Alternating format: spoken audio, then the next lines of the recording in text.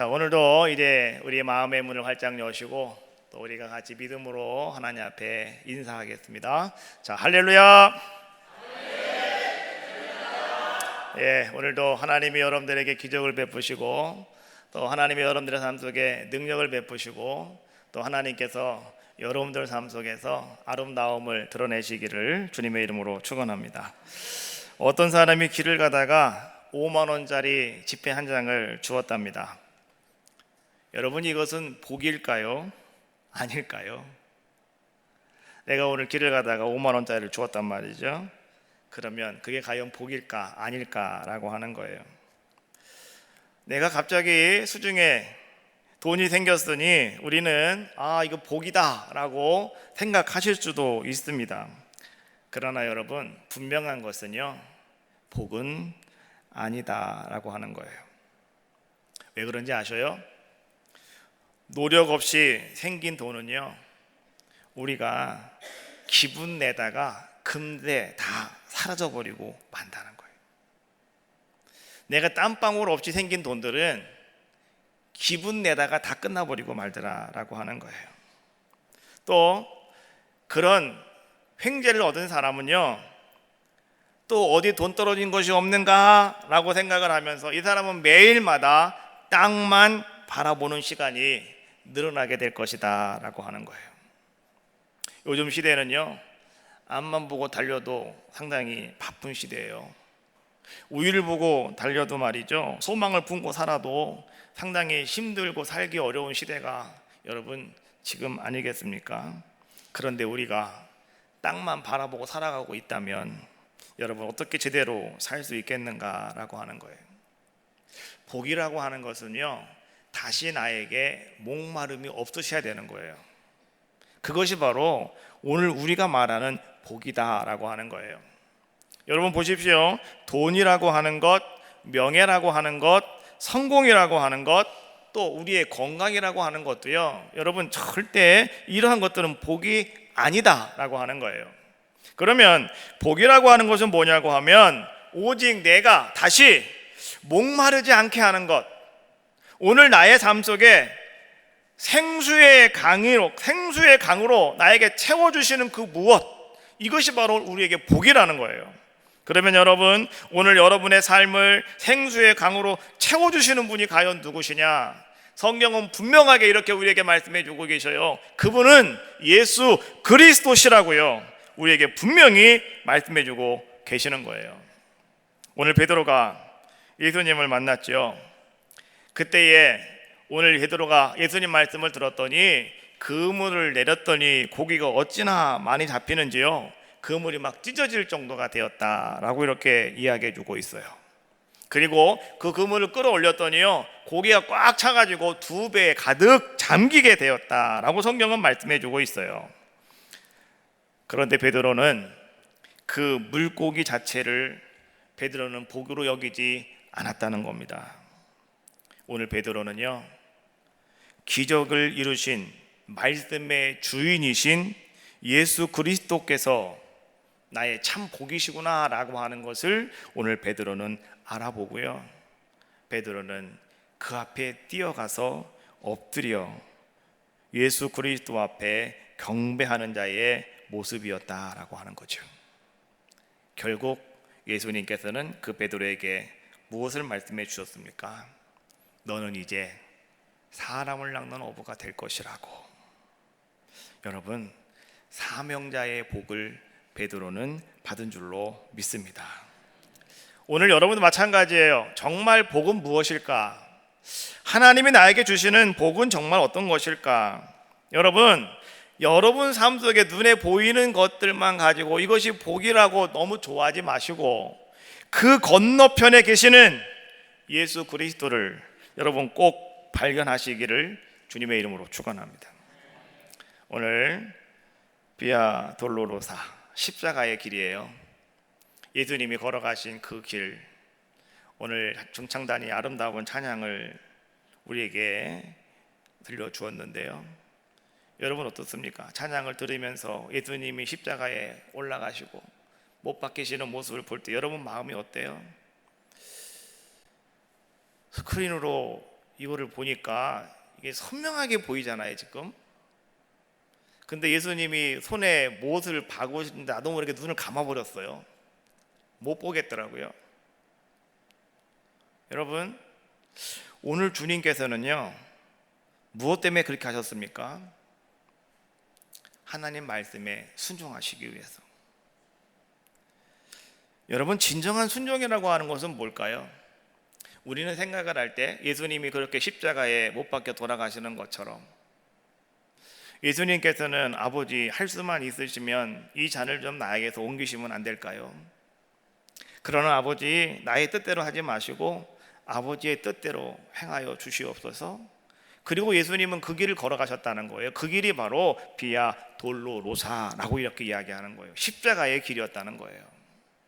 그 십자가의 길은 곧 죽음이었어요. 그래서 우리는 생각을 할 때 진정한 순종이라고 하는 것이 무엇이냐? 그건 죽음이구나. 오늘 내가 죽는 것, 바로 그것이 진정한 순종이 아닐까라고 이렇게 우리는 생각을 할 수도 있어요. 그런데 오늘 우리 예수님께서는 여러분들에게 이렇게 말씀해 주고 계셔요. 너의 목숨을 버려라 말씀하시는 것이 아니고 나를 위해 살아라 라고 말씀해 주고 계셔요. 죽지 말고 사시래요. 여러분, 살아가시랍니다. 그런데 오늘 내가 주님을 위해 살 수 있는 것이 과연 무엇일까요?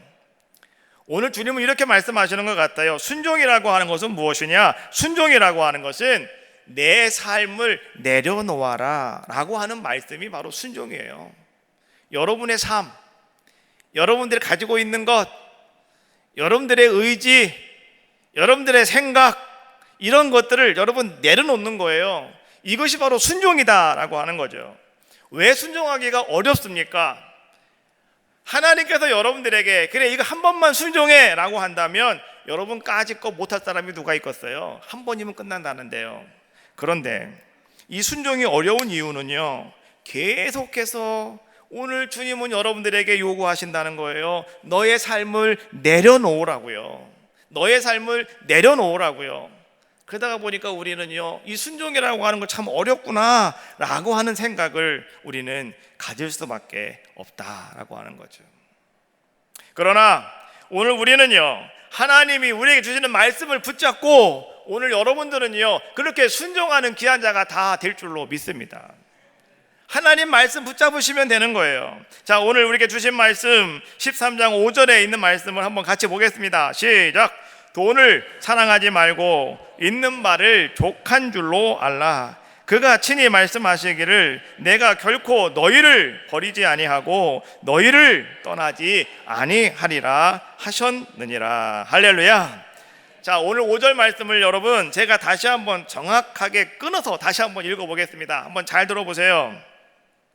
돈을 사랑하지 말고 있는 바를 족한 줄로 알아라. 왜냐하면 그가 친히 말씀하시기를 내가 결코 너희를 버리지 아니하고 너희를 떠나지 아니하리라. 여러분이 5절에 있는 말씀은요, 이 두 가지의 말이 같이 붙어 있는 거예요. 왜냐하면 하나님이 여러분들을 결코 버리지 아니하신대요. 하나님이 여러분들을 결코 떠나지 아니하신대요. 그러므로 있는 바를 족한 줄로 여기셔라 라고 하는 거예요. 여러분, 내게 능력 주시는 자 안에서 내가 무엇이든지 할 수 있습니다. 빌립보 4장 13절에 있는 말씀이잖아요. 바울이 고백하고 있는데 오늘 바울의 그 고백이 어디서 나오는 건지 알아요? 이 말씀에서 나오는 거예요. 돈을 사랑하지 말고 있는 바를 족한 줄로 알아라.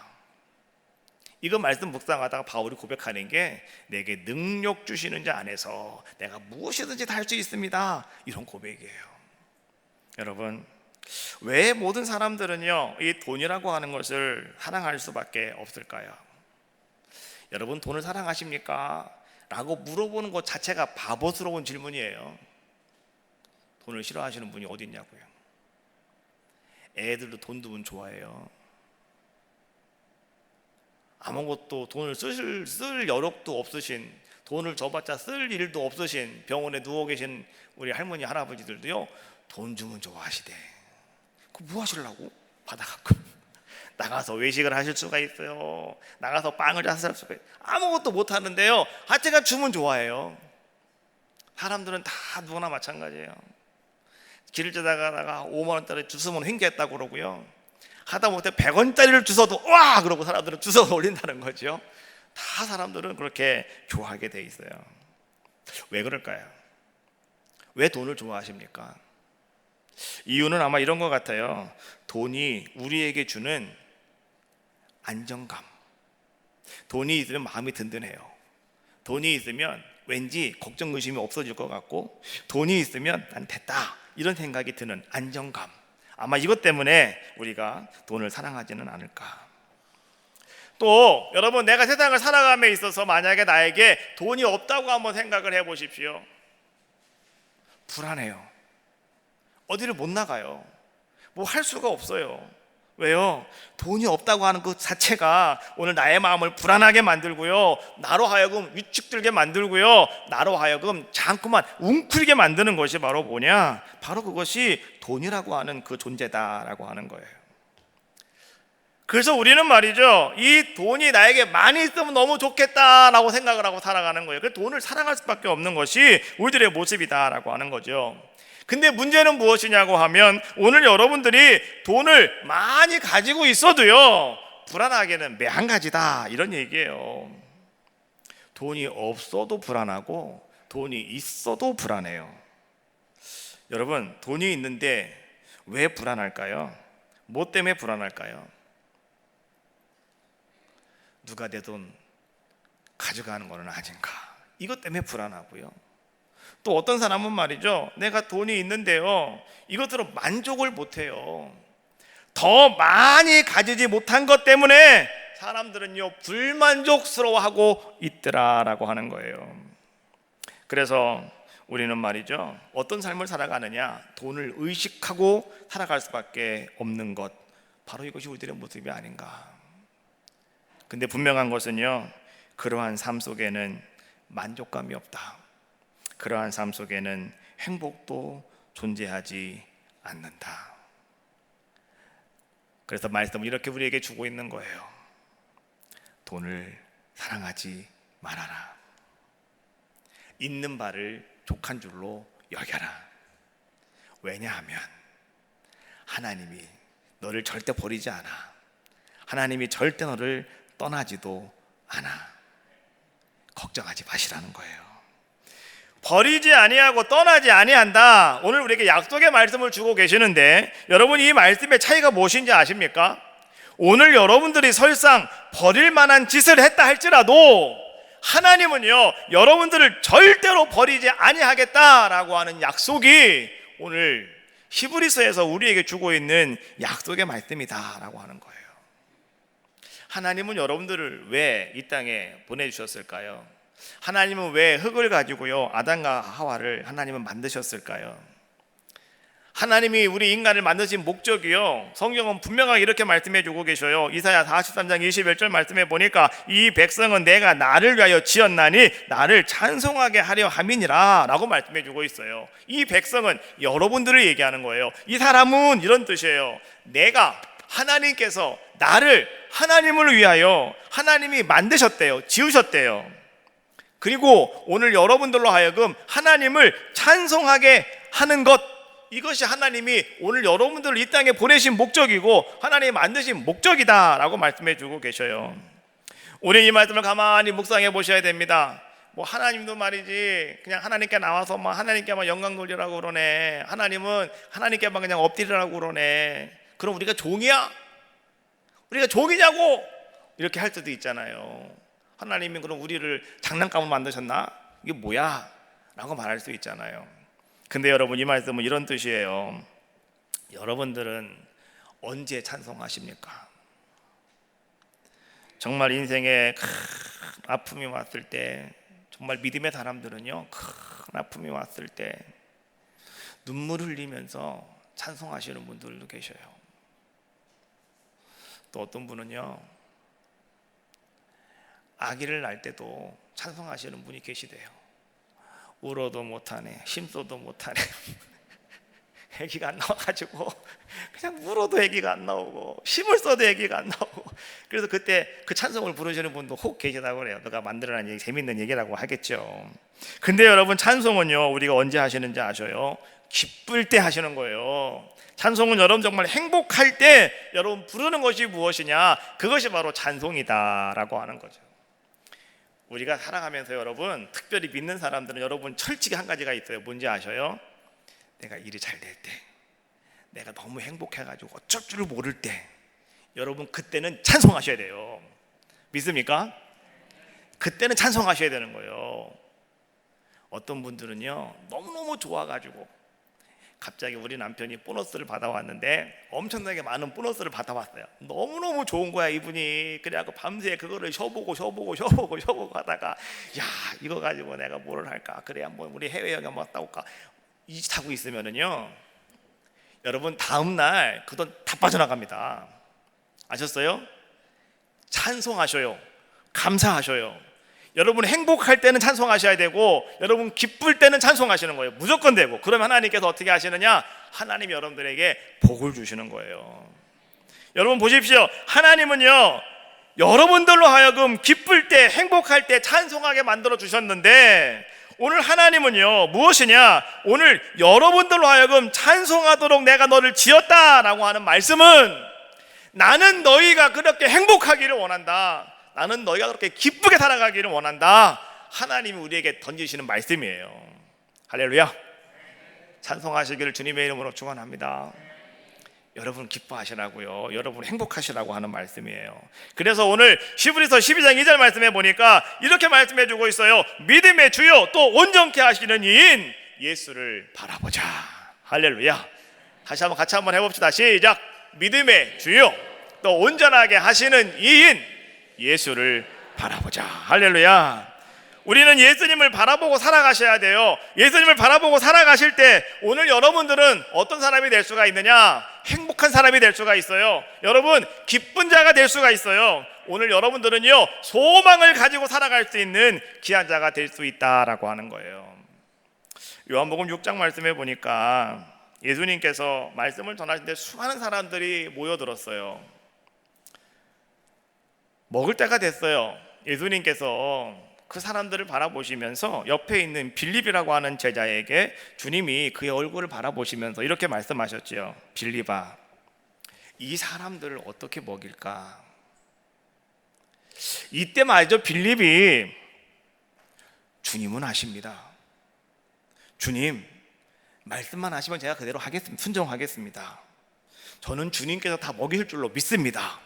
이러면 얼마나 좋냐고요. 근데 오늘 이 빌립은 말이죠, 오늘 주님께서 내가 이 사람들을 어떻게 먹일까라고 말씀하셨을 때 빌립은요 자기가 똑똑한 머리를 가지고 지식을 가지고요 당장 그는 한번 계산해 보았더라라고 하는 거예요. 얼핏 보니 남자만 한 5,000명 모였어요.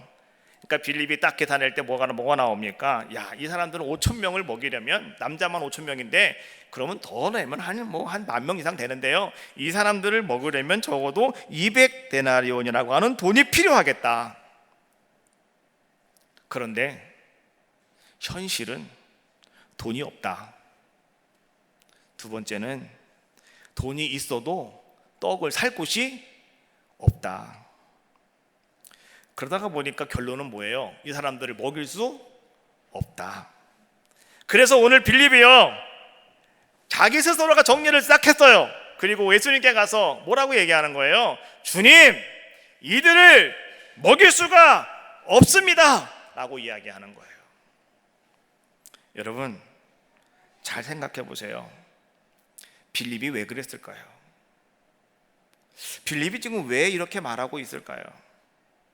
빌립이 무엇 때문에 지금 예수님께 그렇게 자기 스스로 다 정리해버리고 먹일 수 없다고 그냥 단정지어서 말하고 있느냐라고 하는 거예요. 이유는요, 빌립은 지금 자기의 능력을 바라보고 있는 거예요. 자기의 능력을 바라보았기 때문에 빌립은 그렇게 할 수밖에 없었다는 거예요. 빌립은 주님이, 예수님께서 자기 옆에 있다고 하는 것을 잃어버렸어요. 여러분 잘 기억하세요. 한번 이건 따라해 보셔야 돼요. 주님이 계십니다. 믿습니까? 여러분 주님이 계셔요. 예수님이 이 땅에 오실 때 너의 이름을 임마누엘이라고 하라고 천사가 말씀해 주셨잖아요. 임마누엘은 뭡니까? God with us. 하나님이 우리와 함께 계시다. 하나님이 우리와 함께 항상 계시다는 거예요. 지금 하나님은 여러분들과 함께하고 계시고 주님은 여러분들과 함께하고 계셔요. 오늘 여러분들 옆에 주님을 모시고 있다고 하는 것을 잃어버리면 우리는 어떤 사람이 되는지 아셔요? 내 능력을 바라보게 돼요. 내 능력을 바라본다고요. 그러면 우리는요, 모든 것들이 내 능력 안에서 모든 것들이 다 결정나게 되어 있더라라고 하는 거예요. 여러분 옆에 계신 주님을 바라보십시오. 여러분 주님을 모시고 계시잖아요. 오늘 그 주님을 바라보시라는 거예요. 그리하면 오늘 주님께서 오늘 아름다운 역사를 여러분들에게 이루어 줄 줄로 믿습니다. 민수기 13장 말씀해 보니까 거기 가데스 바네아에서 일어났던 사건이 또 나오고 있는데요. 어떤 사건이었냐고 하면 이스라엘 백성이 가나안 땅에 들어갈 때 이제 우리가 먼저 정탐꾼 12명을 뽑아가지고 40일 동안 가나안 땅을 한번 정탐을 한번 해보자 라고 하는 것이었어요. 그래서 12명의 정탐꾼이 40일 동안 갔다가 돌아와서 이제 보고를 하는 가운데에서 그들에게 사건이 생겼죠. 그것이 바로 가데스 바네아에서 생겼던 사건이에요. 10사람이 그들은 가나안 땅에 40일 동안 들어가서 그 모든 땅을 다 돌아보면서 말이죠, 그들은 어떤 모습이었냐고 하면 자기들의 능력을 가지고 자기들의 눈을 가지고 그들은 모든 것들을 바라보았다라고 하는 거죠. 민수기 15장 여러분 32절에 있는 말씀을 한번 같이 읽어보겠습니다. 32절. 자, 이게 32절입니까? 시작. 참담한 땅은 거민들을 삼키는 땅이요, 거기서 본 모든 백성은 자들이며 우리는 스스로 보기에도 메뚜기 같으니 그들이 보기에도 그와 같았을 것이다. 10사람이 말이죠, 자기들의 능력을 가지고 가서 그 땅을 돌아보고 있는데요, 그 땅을 봤더니 거기에 높은 성벽이 있고요, 또 거기에는 사람들이 다 아주 걸때같이 다 거대한 거인들만 살고 있더라라고 하는 것이죠. 그 사람들을 바라보았을 때 오늘 이 사람들이 자기들의 능력으로, 자기들의 제한된 눈으로 바라보니까 자기들은 무엇같이 보였다고요? 메뚜기 같이 보였다, 이런 얘기예요. 여러분, 메뚜기 같은 사람들이 어떻게 그 땅을 점령할 수가 있겠는가라고 하는 거예요. 오늘 여러분 잘 들으세요. 자기를 바라보고 있는 눈을 가지고 여러분 이 세상을 살아가는 사람들은요, 언제나 환경의 노예가 되어버리고 말아요. 환경에 여러분들은 짓눌려 살아갈 수밖에 없어요. 여러분들은 아무것도 할 수 없다고 말할 수밖에 없어요. 어떤 아이가 하나 있는데 이 아이가 말이죠, 부모님이 용돈을 주면 돈을 꼬박꼬박 잘 모으는 애예요. 자기가 돈을 잘 모았더니 한 10만 원 좀 모았어요. 그래서 이 아이가 아빠한테 이렇게 얘기합니다. 아빠, 내가 돈 모은 거 가지고 가서 옷 살 거야. 좋은 거 살 거야. 명품을 살 거야. 그래가지고 아빠와 함께 백화점을 갔어요. 자기가 마음에 들어 하는 옷이 거기 딱 있어요. 보니까 그때 이 옷이요 98,000원이에요. 근데 이 아이가 집에서 나올 때 내가 오늘 이 돈을 가지고 내가 옷을 한 벌 사고 그 다음에 내가 신발도 하나 사야 돼, 이런 생각을 가지고 왔거든요. 근데 옷을 보니까 옷이 98,000원이에요. 신발 살 수 있어요, 없어요? 살 수가 없잖아요. 오늘 만약에 이 아이가 말이죠, 자기가 가지고 있는 자기의 눈으로만 뭔가를 해결하려고 한다면 이 아이는 옷 하나 사갖고 집에 와야 되는 거예요. 더 이상은 소망이 없어요. 그런데 이 아이가 말이죠, 이렇게 하는 거예요. 자기 아버지에게, 아빠, 이거 내가 지금까지 모은 돈이거든. 나 오늘 이거 살라고, 이거 가지고 내가 오늘 옷 사러 왔는데 아빠 가져. 그리고 아빠가 갖고 있어. 이러는 거예요. 그리고 나서 말이죠, 옷이 있는 곳을 아빠를 데리고 가는 거예요. 가서 아빠 이거 멋있다. 나 이런 옷 입고 싶었는데. 그럼 아빠가 어떻게 해요? 그럼 사. 가격을 보니까 98,000원인데 얘가 나한테 10만 원 줬잖아요. 그럼 사라고 그래야죠. 내 돈 들어가는 거 아니니까. 그렇잖아요. 근데 이 아이가 그걸 딱 산 다음에 말이죠, 하는 얘기, 근데 아빠, 이 옷을 입으면 신발도 하나 필요해. 그럼 아빠가 이제는 그래? 그럼 가보자. 신발이 어디 있는데? 갔더니 또 신발도요, 명품으로 가는 거예요. 시장통에 가서 10,000원짜리가 아니고 백화점을 갔더니 딱 봤는데 아빠가 뒤로 막 자빠질 지경이에요. 25만 원이래 신발이. 근데 어떻게 하겠어요? 얘가 사달라는 걸. 그래서 아빠가 어떻게 해요? 하는 수 없이, 그래 그럼 사라. 그리고 아빠가 어떻게 하겠어요? 계산을 해주지 않겠습니까? 근데 만약에 이 아이가 내가 가지고 있는 것만 가지고 내가 하겠다라고 한다면 이 아이는 죽었다 깨나도 신발은 못 사는 거예요. 여러분, 제가 여러분께 드리고 싶은 말씀이 무슨 말씀인지 알아요? 우리도 마찬가지다라고 하는 거예요. 여러분의 눈으로 무언가를 바라보고 여러분의 생각으로 뭔가를 바라보고 오늘 여러분들이 계산을 하려고 하면 안 된다라고 하는 거예요. 하나님을 믿는 사람들은요, 여러분, 하나님께 계산을 맡기시면 되는 거예요. 내가 계산하려고 하면 안 돼요. 하나님께 맡겨놓으시면 되는 거예요. 그러면 하나님께서 여러분 부족한 것 다 채워주시고요, 하나님이 남으면 또 하나님이 다 보관해 주시는 거예요. 그래서 여러분들로 하여금 부족함이 없는 아름다운 삶의 역사를 이루어 주신다라고 하는 거예요. 말라기 3장 11절 말씀에 보니까 거기 이런 말씀이 나오더라고요. 만군의 여호와가 이르노라, 내가 너희를 위하여 메뚜기를 금하여 너희 토지 소산을 먹어 없애지 못하게 하며 너희 밭에 포도나무 열매가 기한 전에 떨어지지 않게 하리니. 이게 여러분 무슨 말씀인지 아셔요? 하나님께 우리의 모든 것들을 맡겨버리면 하나님이 이렇게 하신다는 거예요.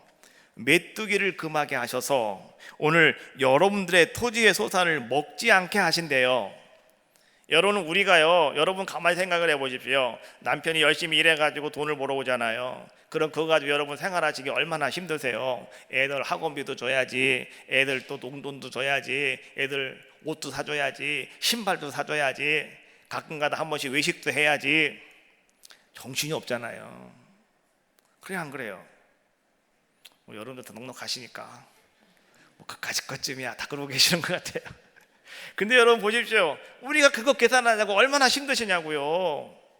얼마나 여러분 마음고생하고 계시냐고요. 매일매일마다 그거 준비하자고 힘들고 뭐 하냐고 힘들고 뭐 하냐고 힘들고. 그래서 말이죠, 이번에는 내 남편이 이만큼 월급을 받아왔는데 그래 이거 가지고 요번에 애 학원비가 얼마가 들어가고 또 병원비가 얼마가 들어가고 탁탁탁 떼어보니까 말이죠, 갱신이 이번에 적금 부을 만큼 딱 돈이 남았어요. 그래서 됐다, 이번에 이렇게만 하면 되겠어 라고 생각을 했는데요, 여러분 웬일입니까? 갑자기 애가 나갔다가 팔이 부러졌대요. 병원에 갔다 왔더니 병원비가 막 40만 원 50만 원이 막 나오는 거예요. 그럼 적금이고 뭐 다 날아간 거예요 이제는. 여러분, 내가 계산을 하면 그런 꼴을 당해요. 그러나 하나님께 맡겨놓으시면 하나님께서 다 막아주신대요. 여러분 자녀들 팔 부러지는 거 막아주시고 차 찌그러지는 거 막아주시고 하나님이 다 막아주신대요. 그리고요, 여러분 밭에 포도나무가 열매가 기한 전에 떨어지는 것도 막게 해주신대요. 하나님께서 여러분 모든 수입을 다 보장해 주시겠다 이런 얘기예요. 그래서 여러분 힘들고 어려우셔도 하나님께 맡기시라고요.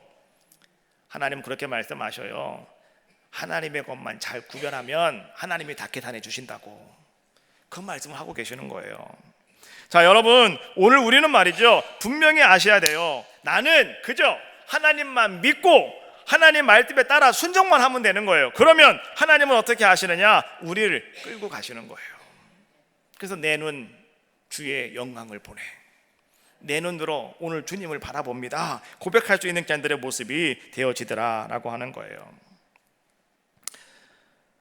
베드로가 말이죠, 배를 타고 이제는 갈릴리 바다를 건너가고 있는데 밤 사경쯤 되어가지고 예수님께서 무리를 막 걸어오십니다.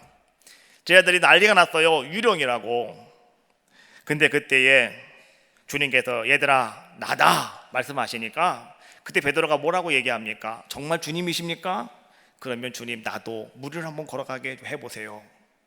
그 주님께서 베드로에게 좋다 와라 그랬단 말이죠. 그래서 베드로가요 주님을 바라봤습니다. 그리고 주님을 바라보고요 베드로가 이제는 배에서 나와가지고 바다 위를 걸어갔습니다. 정말 베드로가 한 걸음 두 걸음 한 걸음 두 걸음 예수님이 있는 곳을 향해서 베드로가 뚜벅뚜벅 걸어가는 자의 모습이었단 말이죠. 그런데 갑자기 바람이 휙 불어오더니 말이죠 물보라가 이 물이 말이죠 자기 얼굴을 쫙 치고 지나가는 거예요. 근데 갑자기 오늘 이 베드로가 말이죠 바람을 느끼며 자기 물보라가 얼굴을 딱 때리니까요 갑자기 베드로의 눈이 예수님을 바라보고 있다가 어디로 가는 거예요? 파도 쪽으로 손이 칙 들어가더라는 거죠. 그랬더니 갑자기 뭐가 생겼어요? 마음에 이거 내가 지금 똑바로 걸어갈 수 있는 거야? 라고 하는 의심이 생겼고 갑자기 두려움이 생겼고 그러다가 보니까 자기도 모르게 동시다발적으로요 어떤 일이 생겨나느냐 자기 몸이 물속으로 쭉 빨려 들어가게 되더라라고 하는 거예요. 여러분 우리는 잘 들으셔야 돼요. 주님을 바라보고 가면 우리는 바다 위도 걸어갈 수가 있어요. 그러나 바람과 바다를 바라보면 우린 못 걸어가요. 거기서 죽는다고요. 우리가요 주님을 바라보다가 또 이렇게 바람과 바다를 바라보았다가 이것저것 바라보다 보니까 여러분 오늘 우리의 삶 속에요 아무것도 안 되는 이것도 안 되고 저것도 안 되는 그런 상황 속에 처할 때가 너무나 많이 있더라라고 하는 거예요.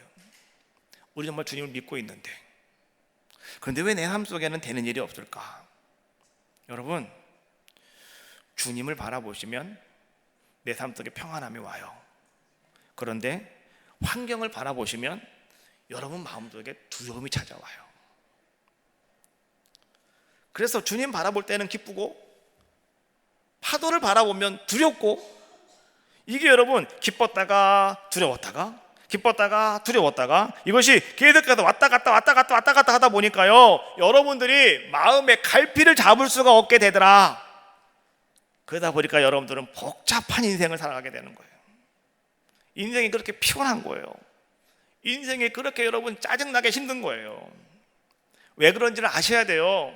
여러분들이 주님을 받다가 환경을 받다가 주님을 받다가 여러분 계속 그러고 계셔서 그러는 거예요. 그래서 야고보는 이렇게 말씀해주고 있죠. 1장 6절 말씀해 보니까 오직 믿음으로 구하고 조금도 의심하지 말아라. 의심하는 자는 마치 바람에 밀려 이동하는 바다 물결과도 같다라고 말씀해주고 계셔요.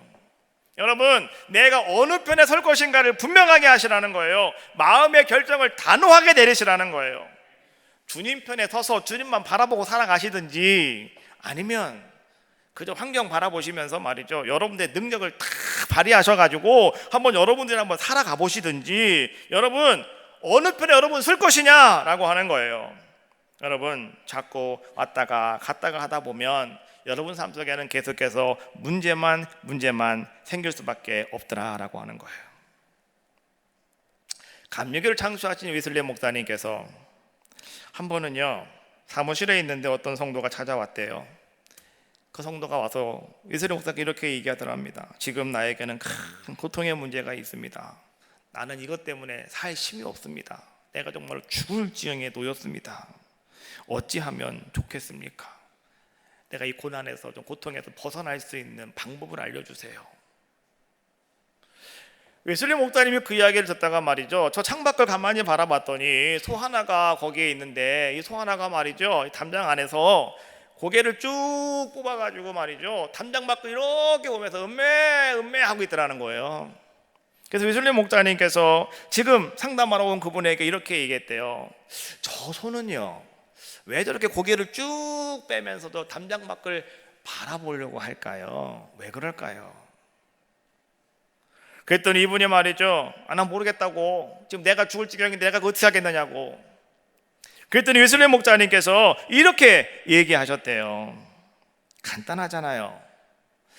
담장을 통해서는 밖에 안 보이니까 오늘 담장보다 키가 더 높아야 되니까 오늘 저 손은 목을 쭉 빼서 담장 밖을 보고 있는 것이 아니겠어요? 담장 밖에는 푸른 풀밭이 있어요. 담장 밖에는 흐르는 물이 있어요. 오늘 이 소가 그것을 보려고 고개를 쭉 빼는 거 아니겠느냐고. 여러분, 맞아요. 지금 우리가 말이죠, 여러분들의 염려 속에, 근심 속에, 걱정과 초조함 속에, 절망 속에 여러분 살아가고 있습니까? 여러분 앞에 지금 뭐가 있는 것이냐? 그 모든 것들이 다 담장이 되었다는 거예요. 절망, 염려, 근심, 걱정, 초조, 이 담장이 지금 여러분 앞에 딱 앞을 가로막고 있다는 거죠. 그래서 여러분들은요, 눈만 뜨면 그것만 보는 거예요. 그러니 여러분 죽을 지경이죠. 어떻게 살 수가 없는 거죠. 너무너무 힘든 거죠. 지금 여러분들이 그렇게 죽을 지경이라고 하신다면 여러분 담장 너머로 목을 한번 쭉 올려보세요. 목을 한번 쭉 빼보세요. 거북이처럼 쭉 뽑아보시라고요. 그리고 담장 밖을 보세요. 거기에는 뭐가 있어요? 거기에는요, 하나님이 주시는 아름다운 일들이 여러분들에게 보일 거예요.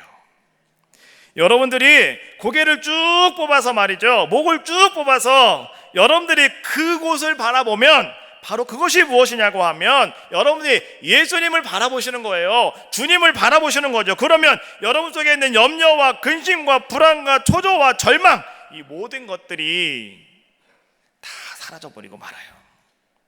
다 없어져 버리고 만다라고 하는 거예요. 여러분, 우리가 말이죠, 신앙생활을 하는데 참 신앙생활이 뭔지 아셔요? 그것은 다른 것이 아니라 내가 오직 주님만 보겠습니다. 이게 참 신앙생활이에요. 내가 오직 주님만 바라보겠습니다. 그래서 여러분 눈에 아무것도 보이지 않아도, 여러분 귀에 아무 증거가, 아무 소리가 들리지 않아도, 여러분 손 잡히는 것이 아무것도 없어도요, 오늘 여러분들은요, 천지와 만물을 창조하신 그 하나님을 내가 바라보겠다라고 나가는 게 무엇이냐? 그게 바로 믿음이고요. 그게 신앙생활이에요. 찬송가가 그런 게 있더라고요. 네? 우리 한번 여러분 찬송가 하실 때 한번 여러분 가운데 그런 모습이라고 한다면 한번 여러분 다 떨쳐버리시기를 바라겠어요. 이 눈에 아무 증거 아니 보여도 한번 첫음만 한번 쳐보세요. 이 눈에 아무 증거 아니 배여도 믿음만을 가지고서는 걸으며 이 귀에 아무 소리 아니 들려도 하나님의 약속 위에서 다시 한번 이 눈에 아무 증거, 이 눈에 아무 증거 아니 배여도 믿음만을 가지고서 늘 걸으며 이 귀에 아무 소리 아니 들려도 하나님의 약속 위에 서리. 아멘. 걸어가세 믿음 위에 서서 나가세 의심 버리고 아멘. 걸어가세 믿음 위에 서서 눈과 귀에 아무 증거 다시 한번 걸어가세 믿음 위에 서서 나가세 의심 버리고 아멘. 걸어가세 믿음 위에 서서 눈과 귀에 아무 증거 없어도. 할렐루야. 여러분 바로 그런 거예요. 눈에 아무것도 안 보여도요, 귀에 아무 소리 안 들려도, 손에 아무것도 안 잡혀도 우리는 어떻게 하면 되느냐? 주님 바라보시고 가는 거예요. 한 걸음 한 걸음 한 걸음 힘있게 나아가시기를 주님의 이름으로 축원합니다. 오늘 여러분들에게 주님이 하시는 말씀, 출애굽기 14장 13절에 있는 말씀입니다. 너희는 두려워하지 말고 가만히 서서 여호와께서 오늘 너희를 위하여 행하시는 구원을 바라보아라. 너희가 오늘 본 애국 사람을 다시는 영원히 보지 아니하리라. 여호와께서 너희를 위하여 싸우시리니 너희는 가만히 있을지니라. 할렐루야. 동요하지 마시라는 거예요. 하나님만 바라보시라는 거예요. 주님만 바라보시라는 거예요. 애국 군대도 바라보지 말고 병고도 바라보지 말고 파도도 바라보지 마시라는 거예요. 환경도 바라보지 마시라는 거예요. 오직 뭐만 바라보시라고요? 예수님만 바라보시라고요. 여러분을 구원하시는 하나님만 바라보셔라 라고 하는 거예요. 그러면 하나님이 여러분들을 붙잡아 줄 줄로 믿습니다. 하나님이 여러분들을 세워줄 줄로 믿고요, 하나님이 여러분들을 건져 주실 줄로 믿습니다. 눈을 들어 하나님 바라보시면 결코 여러분들을 버리지 아니하시고 떠나지 아니하시는 우리 하나님께서 여러분들과 함께 하실 줄로 믿습니다.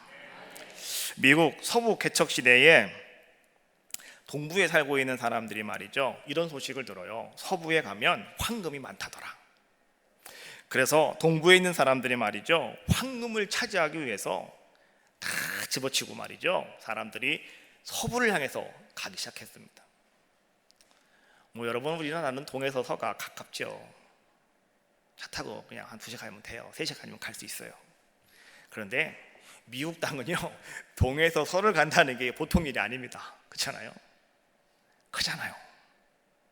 예? 사람들은 황금을 얻을 수 있다고 하는 기대감을 가지고요, 사람들은 어떻게 합니까? 이젠 자지도 않고 쉬지도 않고 그들은 밤낮으로 달려갑니다. 열심히 달리다가 보니까 말이 지쳐갖고 떨어져 죽더래요. 어떤 사람은 가다가 지쳐가지고요, 병들어서 죽더래요. 어떤 사람은 갱신이 해가지고 말이죠, 이제 서부에 도착을 했는데 도착하자마자 너무 과로해서 말이죠, 그냥 쓰러져가지고 병들어가지고 아무것도 못하고요, 또 거기서 죽어버리고 말더라는 거예요. 그런데 그 사람들 가운데, 그 달려갔던 사람들 가운데 서부에 잘 도착해서 황금도 얻고 정말로 온 가족 식구들이 참 기쁘게 살아갔던 사람들도 있었다는 거예요. 그들이 누군지 아십니까? 그들이 바로 철저한 청교도 신자들이었다는 거예요. 오늘 이들도 똑같이 황금을 찾아야지, 이런 마음을 가지고 그들 똑같이 밤낮을 세워가면서 잠도 자지 않고 말이죠, 그들 열심히 그들도 달려가는 자들의 모습이었죠. 그런데 그들은요, 특징이 무엇이었냐고 하면, 그렇게 그들이 열심히 밤낮으로 뛰다 가도요, 그들은 주일만 되면 여행을 멈추었대요. 주일만 되면 그들은 말도 쉬게 했대요. 주일만 되면 가족들이 다 한자리에 둘러 앉았대요. 그리고 하나님 말씀을 같이 읽었대요. 그리고 함께 손잡고 기도했대요. 그리고 그들이 하나님을 찬양했고, 그리고 하나님 앞에 감사를 드렸대요. 그들은요, 하나님 말씀, 성경에서 우리에게 하고 있는 말씀 그대로 그들은 지키면서 동에서 서로 옮겨가는 자들의 모습이었다라고 하는 거죠.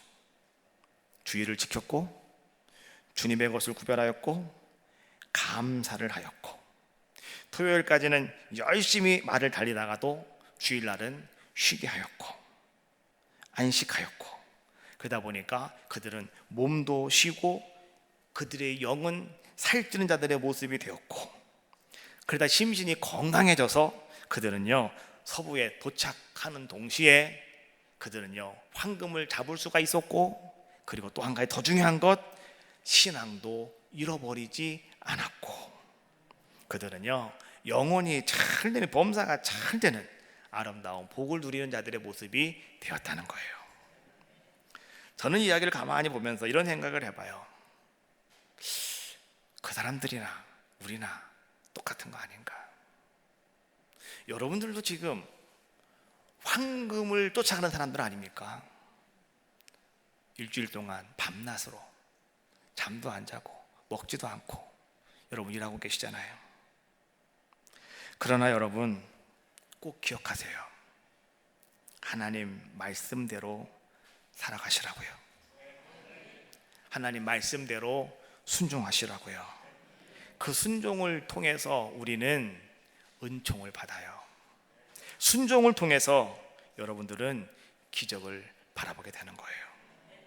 히브리서 11장 6절 말씀, 믿음이 없이는 하나님을 기쁘시게 하지 못하나니 하나님께 나아가는 자는 반드시 그가 계신 것과 또한 그가 자기를 찾는 자들에게 상 주시는 유심을 믿어야 할지니라.